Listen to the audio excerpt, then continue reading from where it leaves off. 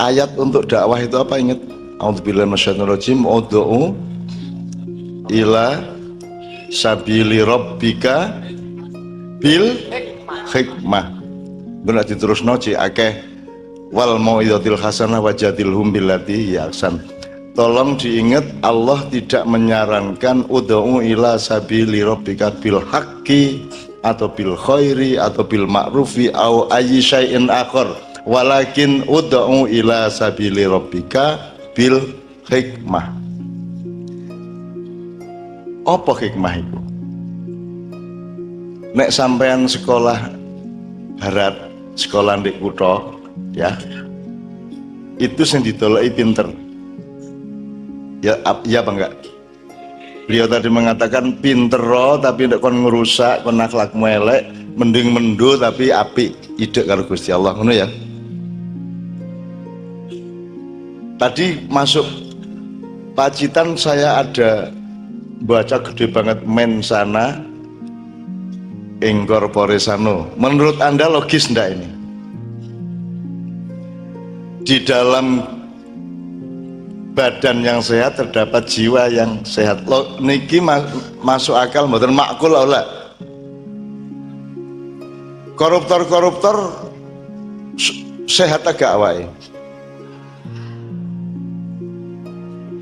Fir'aun biyen sehat agak. Umayyah siapa sini? Muawiyah sehat. Abu Jahal sehat, mangane bergizi. Jadi sebenarnya kalau ini kan soal pandangan hidup. Jadi kalau orang menomorsatukan dunia rohani, maka dia akan mendapat akibat jasmani yang baik. Seharusnya kalau pakai Islam, poinnya itu rohani. Sebab Anda itu bukan sing ketok iki. Sing ketok iki engko lak dikubur. Setelah dikubur jek ono tagak. Mbah Manan jek ono tagak. Jek yang dikubur jasadnya. Ya toh? Mbah Mahfud, Mbah Dimyati semua masih ada, Kanjeng Nabi masih ada. Jadi Kanjeng Nabi bukan badannya itu. Badannya tadi itu cuma untuk aplikasi sementara. Tapi softwarenya sebenarnya bisa masuk ke aplikasi berikutnya. Kan gitu ya. Jadi kembali ke, kalau di kampus besok-besok kuliah, kalau ada dosen, doktor dia ya, profesor, doktor, mohon maaf, ngetengi mahasiswine. Itu profesornya dicoret enggak? Enggak, tetap profesor, tetap dokter. Tapi ini ono kiai ngetengi santrine, cek diakoni tak gak? Ngerti bedane? Kalau di sekolah barat akhlak tidak penting, sing penting pintere. Tapi kalau di pesantren pinter ya penting, tapi lebih pinter lebih penting akhlaknya. Betul enggak? Nah, mantaplah sekolah di pesantren. Saya ingin numpang menyatakan, kamu jangan pernah minder sekolah mondok di pesantren, karena kabeh sak donya saiki niru pesantren. Cuman gayane jek isin-isin. Mondok nu isin terus dikai jeneng boarding school. Padha ae rek. Padha ae gaya iku padha karo menyan, ambu-ambu apa sing gak oleh, tapi nek aromaterapi laris ngono iku. Kemenye arek-arek iku. Jan padha ae jane. Nggih ta mboten? Jadi pesantren adalah masa depan dunia. Semua akan meniru pesantren. Semua Eropa, Amerika, Kanada, Australia akan meniru pesantren, karena yang terbaik adalah pesantren dalam sistem pendidikan. Ya, ini saya nyicil ngerespon beliau. Makanya Allah tidak menganjurkan bil haqqi, sebab nek bener gurung mari rek, ojo bener tok kok gawe nang ndi. Bener kudu terus kudu apa? Oke, nek Jawa kudu bener, ya nek Jawa lebih detail lagi. Tapi kalau umum ada benar, ada baik, ada indah, betul enggak? Betul enggak? Bahasa Indonesia yang baik dan benar dan indah.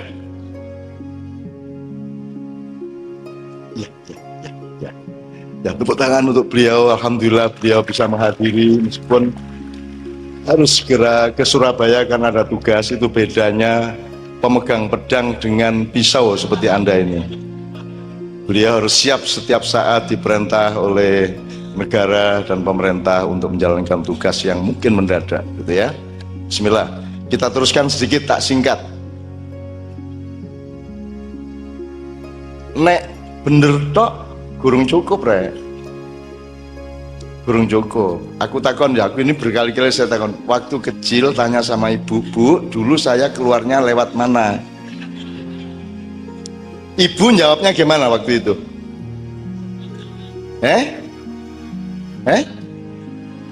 Apakah ada ibu yang membela kebenaran sehingga ditunjukkan yang benar?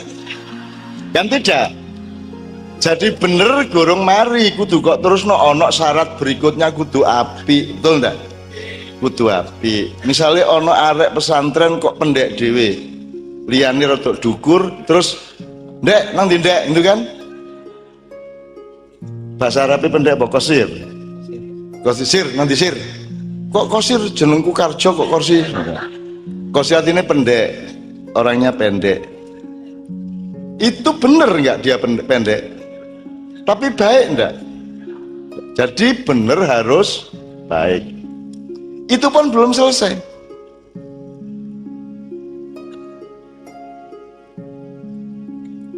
Ono uang jambret nyopet ngutil di pasar, terus barang mutilane didol tekoma, terus tekoma dikekno bojone duit gak tuku beras. Apik tak gak ngkai bojone duit gak tuku beras, tapi nyopete. Jadi nek cara fikih kemang apik tak gak nguripi bojone nganggo duit copetan itu. Jadi nek awakmu duwe masjid tapi disumbang oleh orang yang hasil korupsi, baik ndak masjidnya?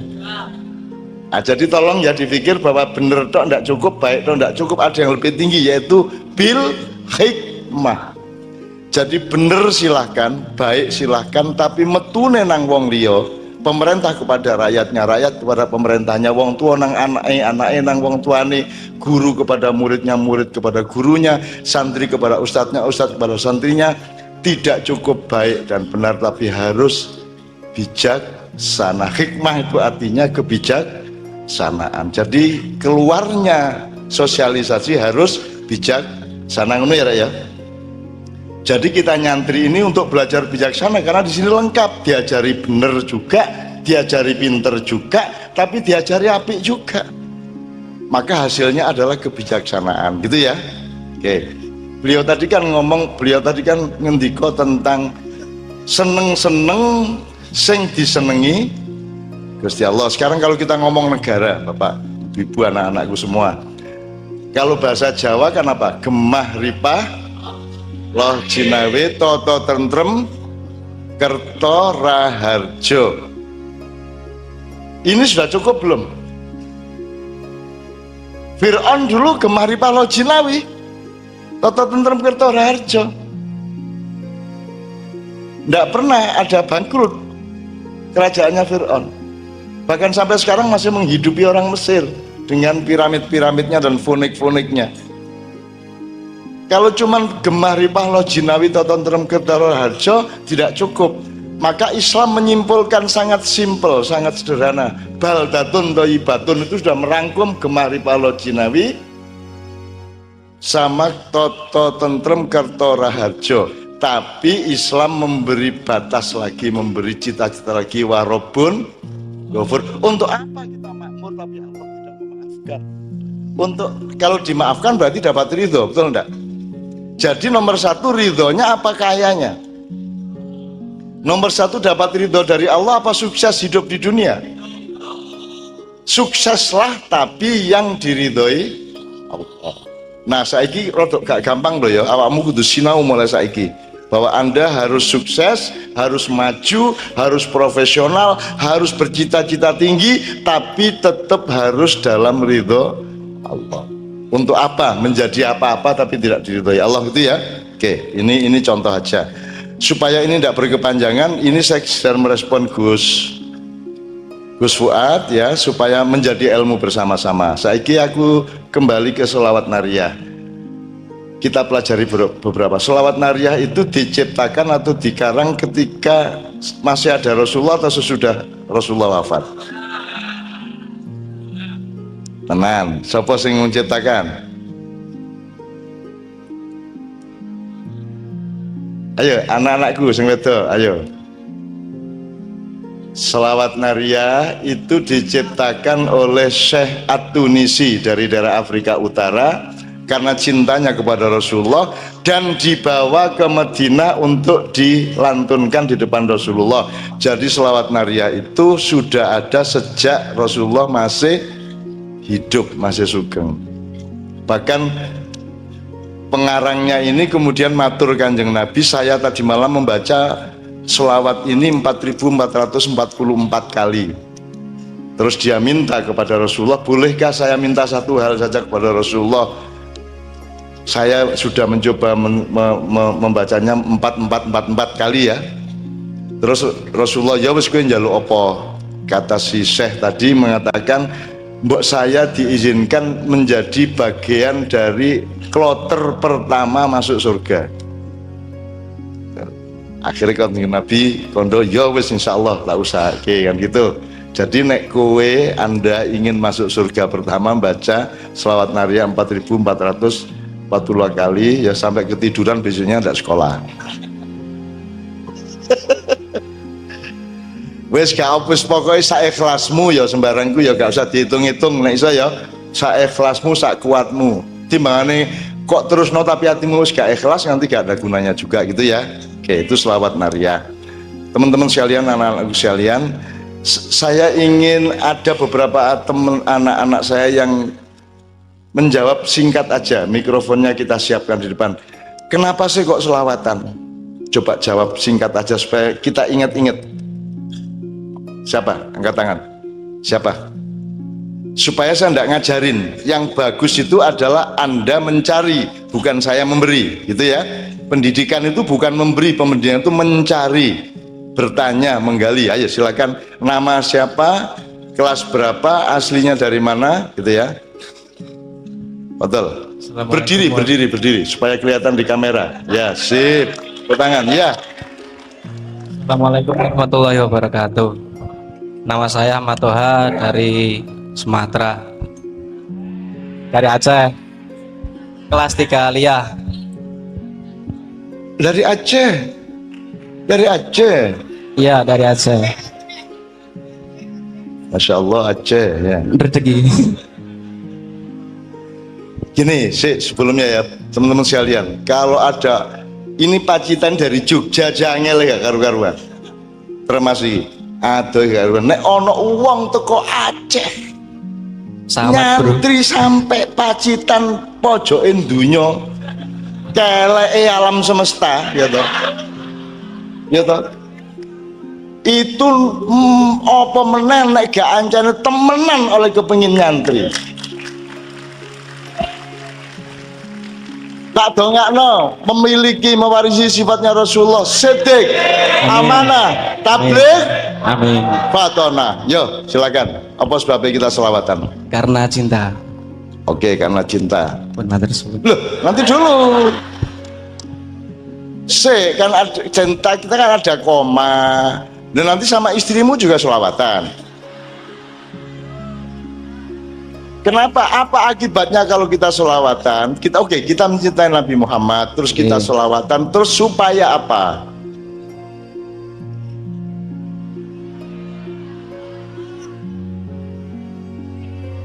Supaya diridhai Allah. Supaya diridhai Allah. Oke, sudah. Supaya diridhai Allah, itu langsung jalan tol, set menunggu ya. Cuman dalan itu gak tol iki masalah iki ono ganggang barang ngono ya. Oke, siapa berikutnya? 3 orang enggak apa-apa. Ya, asal cespleng. Ya. Ya Mas, maju Mas, langsung maju. Tafadhol. Nama dulu sama berdiri. Ya, foto. Enggak apa-apa maju. Ngadeg. Perkenalkan, nama saya Hanif Hidayat dari Purwokerto, Jawa Tengah. Coba logatnya diperlihatkan secara asli. Jangan berlagak jadi orang bukan Purwokerto. Saka ngendi ge? Inyong asli Purwokerto, Jawa Tengah. Kanthi jeneng Hanif Hidayat. Ngapa selawatan ngapa?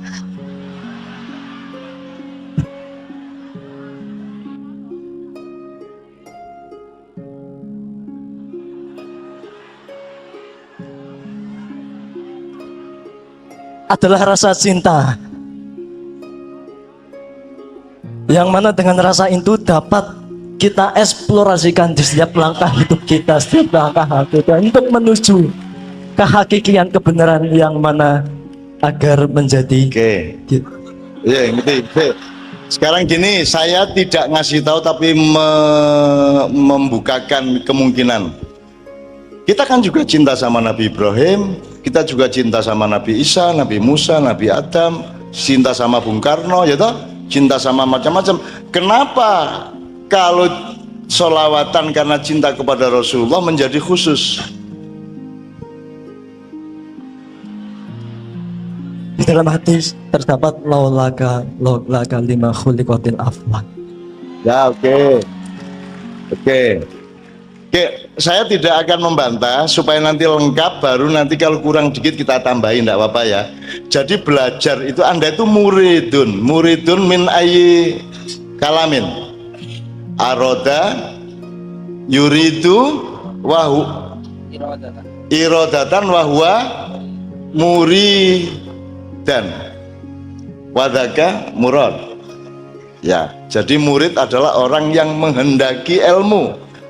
Jadi ustadz itu sebenarnya lebih cocok kalau disebut murad, al-murad itu ustadz, orang yang ilmunya dikehendaki oleh muridnya gitu ya. Nanti saya nggak akan ngasih tahu.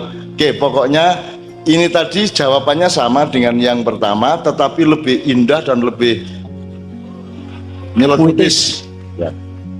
Oke, ada lagi yang mau disimpulkan sebelum? Biar sama yang lainnya saja. Oke, sama yang lainnya aja. Ya, oke, tafadhol. Ya. Terima kasih. Assalamualaikum warahmatullahi wabarakatuh. Betul, ya. Bismillahirrahmanirrahim. Assalamualaikum warahmatullahi wabarakatuh. Perkenalkan, nama saya Hamiaul Danzaha. Asli Termas, 100% asli Cah Pacitan.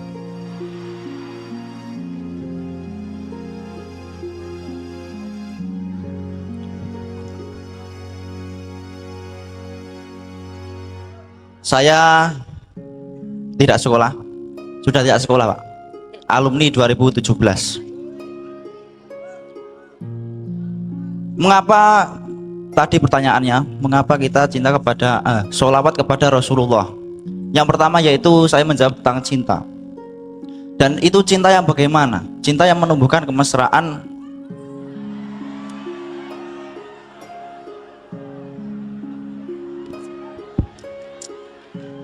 Cinta yang menumbuhkan kemesraan karena hidup ini begitu terjal. Hidup ini begitu terjal, banyak gang-gang tertentu. Ngendikane Cak Nun tadi. Dan kemesraan itu karena Rasulullah sudah cinta kepada kita, nanti kita akan mendapatkan syafaatnya di yaumul kiamah. Allahumma amin. Oke, jadi poin Anda sebenarnya adalah bukan kalau cinta, kita tidak bersolawat kepada Nabi Isa, Nabi Yunus, Nabi Ibrahim, tapi kepada Rasulullah. Karena kalau Anda solawat kepada Nabi Isa, meskipun tetap kirim salam, tapi tidak solawat. Kalau solawat itu kepada Rasulullah Muhammad SAW, karena hanya Muhammad SAW yang punya hak untuk memberi syafaat kepada umat manusia. Jadi dia yang pegang sertifikat syafaat. Selain Nabi Muhammad tidak ada yang punya sertifikasi syafaat. Makanya kita jalannya ke Allah melalui Rasulullah. Ngono ya. Mesra kaya apa? Mesti menurutku sama ya mesti. Mesra-mesra ngono iku ya. Katoke gak tapi potongan loh kan mesra-mesra itu. Tapi gak apa-apa wis. Tepuk tangan untuk beliau ya. Masih ada lagi? Satu lagi enggak apa ya Mas ya. Oke, satu lagi ya. Oke.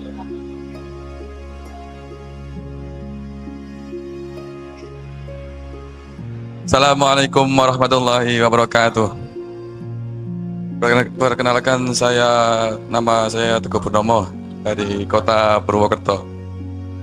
Terus kalau kelas 3 Eliamin.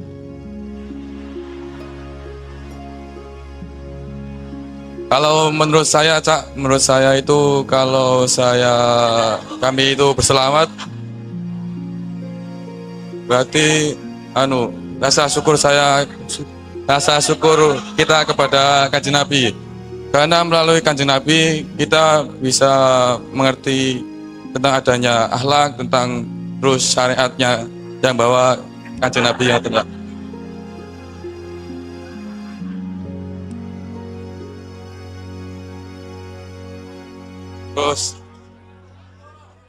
Terus saya bersyukur mengucapkan salawat karena rasa syukur itu bisa mengerti mana yang hak dan mana yang batil, yang benar dan yang salah, Pak. Ngoten, Pak.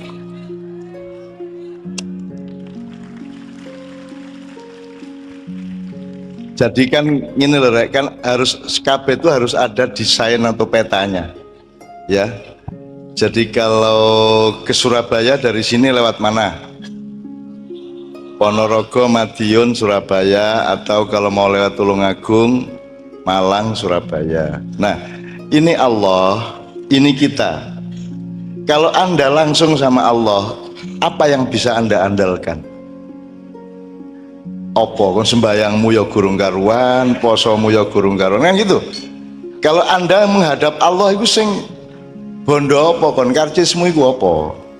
Nek mlebu bioskop beli tiket, nek untuk diterima Allah, nek mek bondo awake dhewe kelakuane dhewe cukup tak gak kira-kira? Itulah kita bersyukur kenapa ada Rasulullah, karena kalau kita bersama Rasulullah maka Allah akan menerima kita dan memberi syafaat kepada kita. Ngono ya, Rek ya. Mulane awake dhewe selawatan ceke bareng karo Kanjeng Nabi. Selawatan itu ilmul hudur, menghadirkan Rasulullah dalam hidup kita. Ngono lho. Tak kene nek Gusti Allah ndelok ya iki anak buah Muhammad. Ya kene mlebu swarga gitu loh kira-kira. Iya. Nek kon ijen sapa kon? Ngono to. Malaikat Ridwan kono. Ndeloki Malik kono. Bukan. Malik sapa Malik? Sing jaga neraka lak ngono. Nek kon kelintar-kelinter ijan di ngarepe pintu swarga, malaikat arek endi kon? Arep Purwokerto kan. Paling ngono kan. Tapi kalau Anda ikut rombongannya Kanjeng Nabi, maka Anda mendapat kehormatan yang luar biasa di hadapan para malaikat dan Allah Subhanahu wa taala. Karena malaikat sendiri bersolawat enggak kepada Nabi? Allah sendiri bersolawat apa tidak?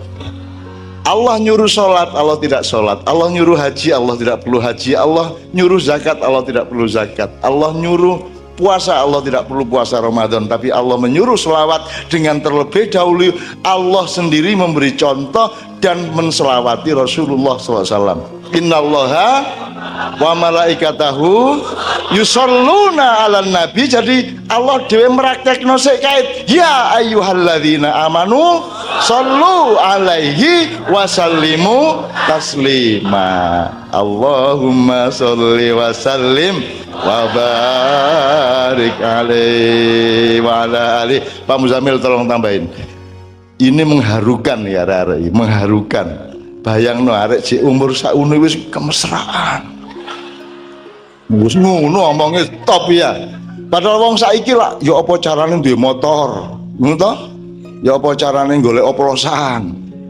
Itu kan saiki kan tuku pulsa kan gitu kan. Ini ndak yang diurus rohania. Pak Muzamil tolong tambahin Pak Muzamil.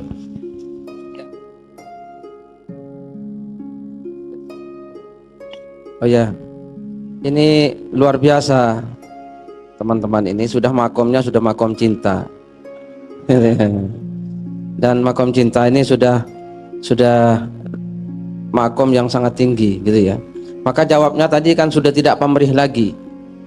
Jadi tidak pamrih dunia, sudah hebat ini. Jadi berselawat apa alasannya? Karena cinta. Nah, itu ya. Jadi cinta itu memang butuh bukti gitu ya. Cinta itu butuh bukti.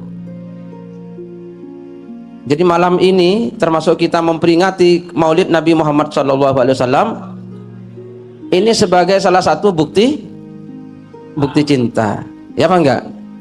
Kan enggak mungkin kita memperingati kalau tidak karena cinta. Gitu. Tanda cinta.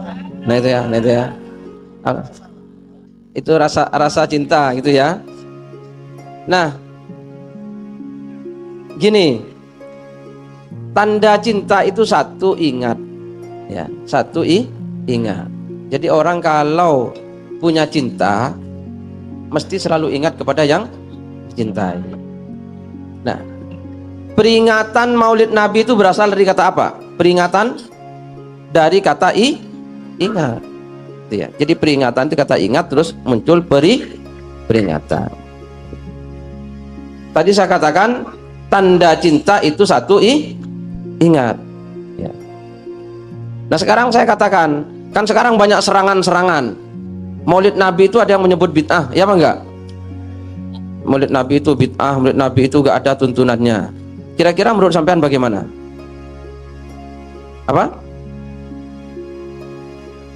Nah, sekarang saya tanyakan, peringatan tadi berasal dari kata ingat. Nah, ingat itu ingat itu karepnya sampean atau karepnya yang bikin sampean? Manusia punya rasa eling, punya rasa ingat, itu ciptaannya siapa? Nah, ingat itu kan pemberian Allah kepada manusia. Maka kalau manusia terus ingat sesuatu, itu bisa dihukumi dosa atau bagaimana? Tidak bisa kan? Karena ingat itu pemberian Allah. Maka ingat itu baik apa buruk? Hah? Tergantung kan? Nah iya.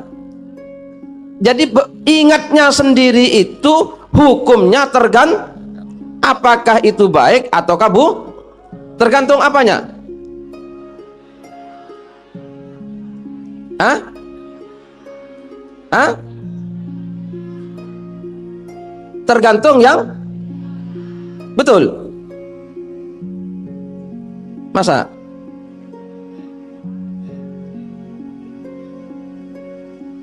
Betul begitu?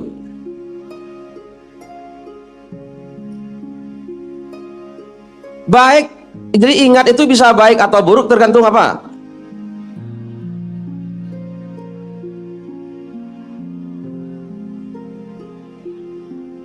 Nah, misalnya sampean eling, ya eling siapa? Belanda, penjajahan zaman Belanda, itu ya, itu baik apa enggak? Hah? Lo katanya tergantung, kok terus baik? Tergantung setelah eling Belanda, Anda itu melakukan apa? Kan begitu? Sebetulnya bukan tergantung kepada apa yang diingatnya yang itu. Tergantung setelah Anda ingat Belanda, lalu Anda melakukan apa? Kalau ingat Belanda, terus sampean itu bersikap seperti Belanda, semena-mena, maka sampean Tapi karena ingat Belanda, ayo rek, sinau sing rajin rek, ben ora dijajah londo meneh, api ora. Nah, gitu ya.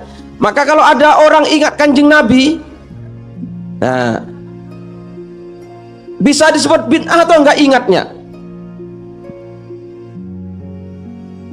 Lah ingat Kanjeng Nabi melakukan apa? Nah, ingat Kanjeng Nabi terus termotivasi untuk apa? Meniru Kanjeng Nabi, untuk sabar seperti Kanjeng Nabi, untuk giat seperti Kanjeng Nabi, maka akhirnya ingatnya itu menjadi baik. Oke, jadi apa tadi? Cinta itu satu, ingat. Dua apa? Taat ya, taat. Jadi sampai kalau ingat setelah malam ini memperingati Kanjeng Nabi, maka ditingkatkan taatnya. Nah yang ketiga, tanda cinta itu apa? Yang sampean jawabkan tadi, baca sholawat. Nah itu topnya sampean. Jadi sampean jawabannya dhuwur. Kenapa baca sholawat? Karena cinta. Nah itu ya. Jadi karena cinta pada Rasulullah, berarti sampean ini sudah tidak pamrih lagi, gitu loh ya.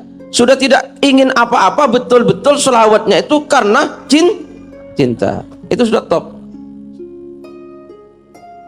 Dan kalau cinta Rasulullah, pasti dicintai oleh Rasulullah SAW. Dan kalau sudah dicintai Rasulullah, sampian susah apapun, Rasulullah akan tidak tega dengan sampian. Amin Allahumma amin.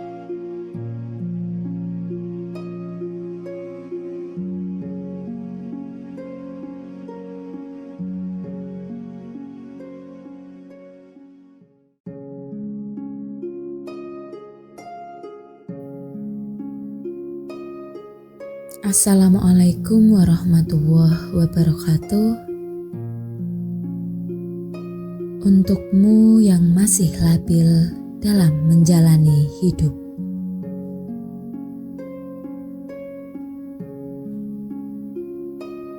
dalam perjalanan hidup, kita seringkali menemui dan memeluk sebuah kepercayaan yang dikenal sebagai fungsi-fungsi kesejahteraan atau yang sering disebut dengan fungsionalitas kesejahteraan. Konsep ini memainkan peran penting dalam membentuk pandangan hidup serta tindakan kita sehari-hari. Fungsi kesejahteraan atau fungsionalitas kesejahteraan merupakan landasan bagi banyak kepercayaan dan praktik di berbagai budaya dan tradisi. Hal ini mencakup keyakinan tentang cara mencapai kebahagiaan, kedamaian, dan kesejahteraan dalam hidup. Setiap individu memiliki pemahaman serta penafsiran yang unik terkait dengan fungsi kesejahteraan yang seringkali dipengaruhi oleh pengalaman pribadi, nilai-nilai budaya, dan pandangan agama atau spiritual. Salah satu aspek utama dari fungsionalitas kesejahteraan adalah pemahaman tentang tujuan hidup dan bagaimana mencapainya. Banyak orang meyakini bahwa mencapai kebahagiaan dan kesejahteraan melibatkan keselarasan antar pikiran, tubuh, dan jiwa. Ini mungkin dicapai melalui praktik spiritual, meditasi, olahraga, atau berbagai kegiatan yang mengarah pada keseimbangan dan harmoni dalam hidup. Selain itu, fungsionalitas kesejahteraan juga mencakup konsep tentang karma atau hukum sebab akibat. Banyak kepercayaan menyatakan bahwa tindakan kita saat ini akan mempengaruhi nasib dan kebahagiaan kita di masa depan. Oleh karena itu, penting bagi individu untuk bertindak dengan penuh kesadaran dan kebaikan hati, karena hal ini akan mempengaruhi perjalanan hidup mereka. Dalam masyarakat modern, konsep fungsionalitas kesejahteraan sering kali disertai dengan praktik seperti yoga, meditasi, dan pengembangan diri. Ini mencerminkan dorongan universal manusia untuk mencari makna dan tujuan dalam hidup, serta upaya untuk mencapai kesejahteraan yang berkelanjutan dan mendalam.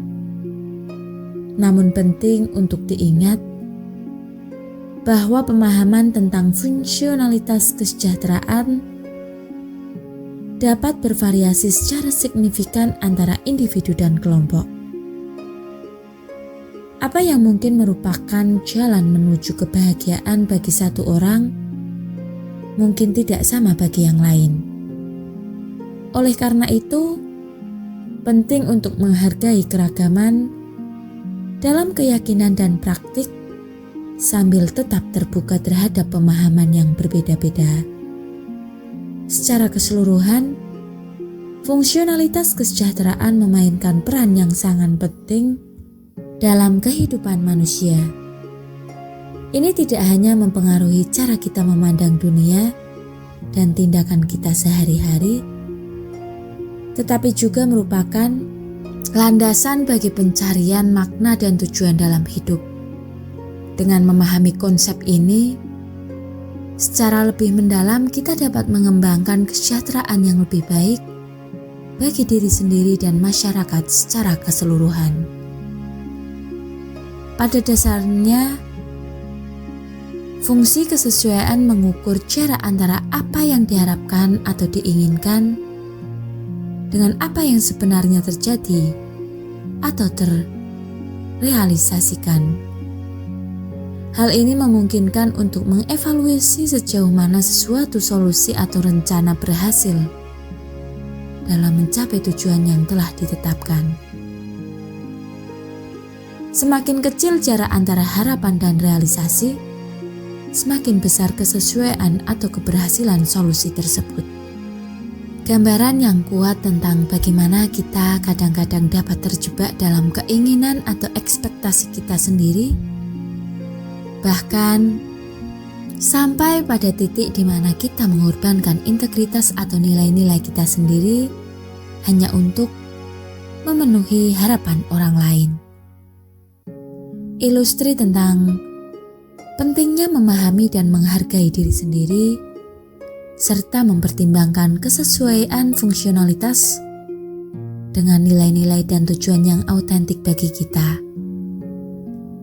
Terlalu sering kita bisa tergoda untuk mengubah diri kita atau menyesuaikan perilaku kita demi mendapatkan persetujuan atau kasih sayang orang lain, tanpa memperhatikan apakah tindakan tersebut sesuai dengan siapa kita sebenarnya. Seringkali kegagalan untuk melakukan pemahaman yang seksama terhadap diri sendiri dan kebutuhan kita sendiri dapat mengakibatkan penderitaan serta kekecewaan. Namun refleksi dan pengalaman dapat menjadi pelajaran yang berharga. Ini memberi kita kesempatan untuk tumbuh dan berkembang sebagai individu dan untuk memperkuat koneksi dengan nilai-nilai dan keinginan yang benar-benar penting bagi kita. Dalam kehidupan ini, seringkali kita terperangkap dalam kesukaan atau ketidaksukaan terhadap suatu hal. Namun, apakah kita perlu terjebak dalam dualitas tersebut? Mari kita melihat dari segala sesuatu dengan sikap biasa-biasa saja, datar, sehingga kita dapat melihat segala sesuatu dengan lebih jernih, yakni dengan sikap tidak neko-neko atau netral.